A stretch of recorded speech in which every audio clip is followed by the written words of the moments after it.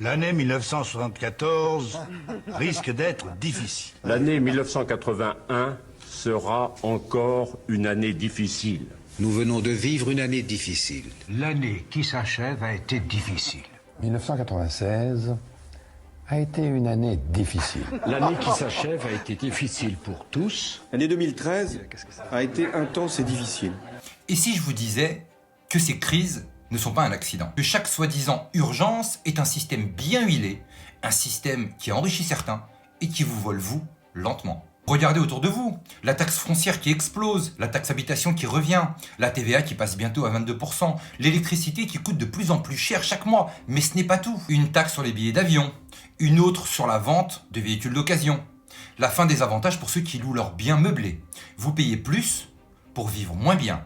Pendant ce temps, les sénateurs s'augmentent de 700 €, les députés de 300, et vous travaillez 18 heures par an, gratuitement, pour financer leurs privilèges. Et devinez quoi ? Ils ont voté la pérennisation du financement de l'audiovisuel public. Pourquoi ? Parce qu'ils ont besoin de propagande pour vous faire avaler tout ça. Chaque crise est une excuse pour resserrer l'étau. Plus de contrôle, plus de taxes, plus de pouvoir. Mais posez-vous la vraie question, qui profite réellement de ce chaos ? Ils prennent tout, votre argent, votre avenir, votre liberté. Et ça continuera si vous les laissez faire. Alors, partage cette vidéo, ouvre les yeux et reprends ce qui t'appartient parce qu'il sera bientôt trop tard. Une chose est sûre, on n'est clairement pas au bout de nos surprises avec ces manipulations et les actions sournoises de nos politiciens. Dites-moi en commentaire ce que vous pensez de ces innombrables crises. Est-ce le fruit d'un hasard ou alors un système bien dessiné ? En ce premier jour de l'année 2025, l'ensemble de l'équipe Babel TV vous souhaite à toutes et à tous une très bonne année 2025.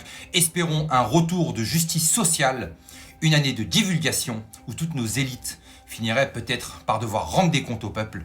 Prenez soin de vous et je vous dis à très bientôt.